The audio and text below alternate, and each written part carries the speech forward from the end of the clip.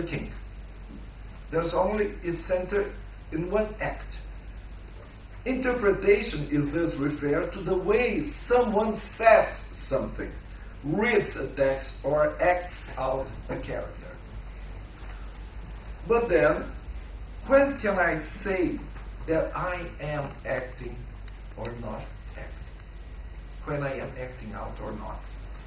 Or if I am within a scene or without a scene? Well, you must know this Shakespearean quote that we are in the stage and everyone is an actor. So we can ask ourselves, when can we be out of any scene? We can compare an analysis process to a long theater play in which is divided also in several acts. In fact, this is usually the way an analyzer organizes his analysis process. I can say that with the procedure of the path, that we can hear all the next analyzer talking about his or her analysis. And while he's going through the path, this is the procedure of path, he or she tells about her or his acts with a special emphasis on the ones that represent a turning point of his analysis or in his or her existence. He or she goes on telling about important acts during his analysis until the very end of it, the final act, the analytic act. As Lacan says, that the first analytic act is the decision of the analyzer to put a final term, a limit to his analysis. Well, we can also think about the acts of the analyst this time, which were responsible for the course of actions which led to this analytical theater play. Let's say like that. The act of the analyst in the direction of an analysis can only take place if he makes the use of the semblance. And that's my point. It is in the position of the semblance and through his acts that the analyst brings out the analysis subjective division, and it is through semblance as object that he can reaches the jouissance of the analyzer. The only thing, says Lacan, the analyst must do is to be in the actor's shoes, as an actor is sufficient to support the scene. The analytic scene. Well, we cannot forget that the analyst's interpretation will be received as coming from the person the transference imputes him to be. Do you understand? If the transference of my patients has a paternal or maternal transference with me, wherever I say is going to be received by this person the transfers impute me to be. So this is very important to remind, that the transference imputes a role to the analyst. And he or she must know that. When he's going to interpret something, how this is going to be received, by whom this person is going to think, who is talking, Well, the actor-analyst, as I say, is the author of the act. He does it because he has allowed himself to be an analyst in his own analytic process. Thus, he is also permitted to perform his acts and does not need to be authorized by anyone but himself. He is free on his tactics. That means on his performing acts. These acts, however, must be supported by the strategy of semblance, that the analysts use in handling transference, as they follow the politics of surplus jouissance. I propose to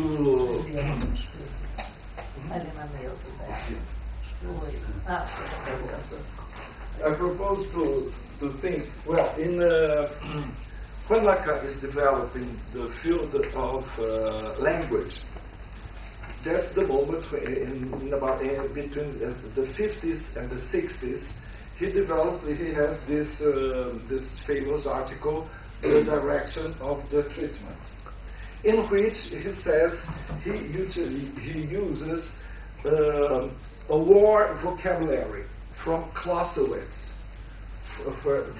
Clausewitz, with its essay named The War. He says that in the war we have the tactics. That is how a combat is going to take place. This is the tactics. So, the tactics. But we must have a strategy. If I want to get that hill, I'm not going to get that hill to my country only with one combat. I may have a strategy to have some 5 or 6 combats. So I must have a strategy. There is the series of combats. So a strategy. And this strategy is based on the politics of the nation that is going to attack for instance, to have this domain, etc. So what is the policy or politics? Of policy. The policy. You know, for instance, conquering a country or conquering something, you know. So, with this vocabulary, Lacan proposes in 58. The tactics of the analyst is the interpretation.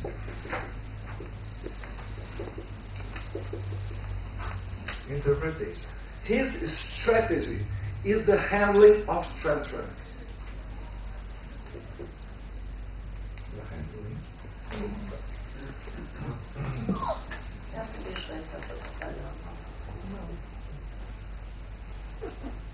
The handling of transference.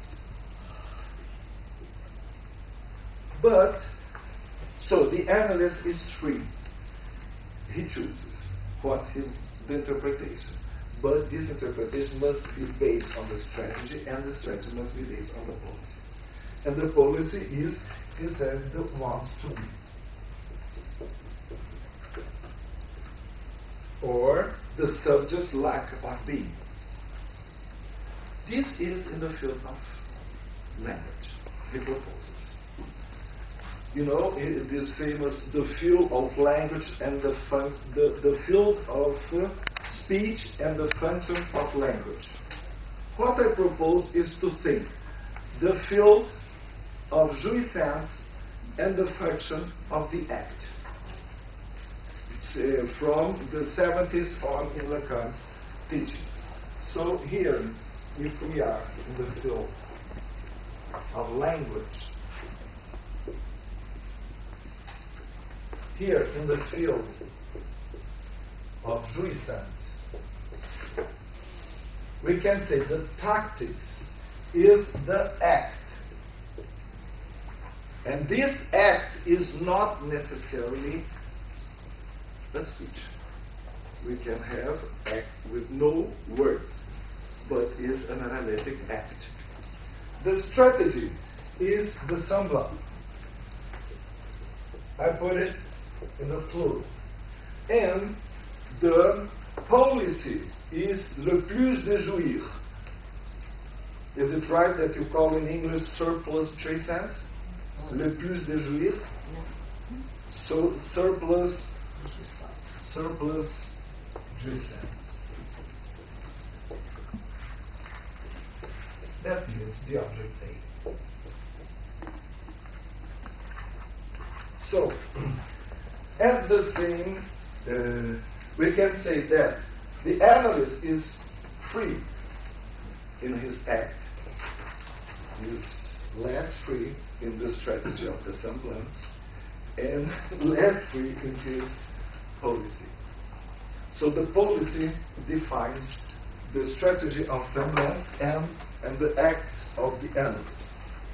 By situation, the place of semblance of every speech, of every discourse as semblant, Lacan tells us that each act situated within a social bond is related to the semblant itself, and it's based on some truth. Because in the theme of the discourses, this is very important, in the theme of the discourses, the semblant is here in the place of the agent, and this place is the place of the truth. This is the place of the other and the place of the production. Well, let's see. Lacan refers, so the act of saying that uses the theatrical performance, which is based on the truth, is always, we must find what the truth is, that one. I think even an actor is, his semblant and his acting is based on the truth. Well, we can discuss this afterward. Because you know whether an actor is good or not, I think it's because of this. If his acting is only a pantomime or is based really on a drama that, or on something that is true.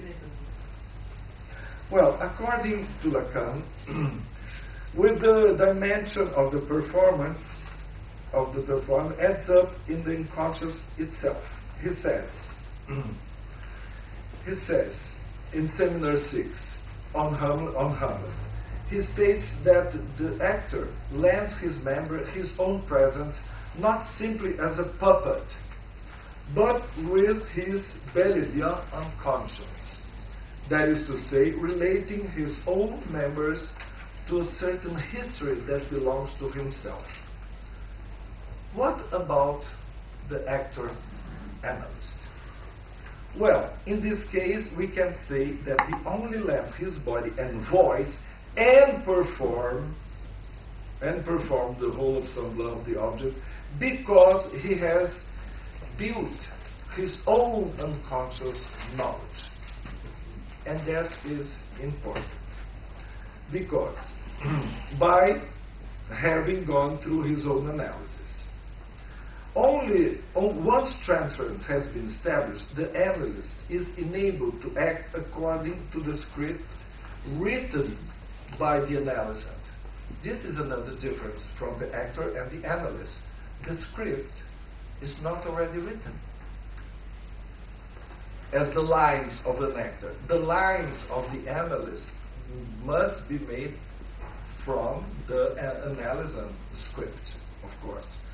So the unconscious knowledge is the one that the analyst places in the position of truth, because in the Lacanian social bond is the analyst's discourse.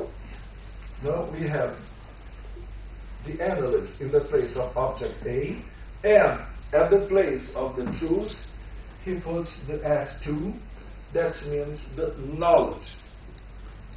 But what is that knowledge?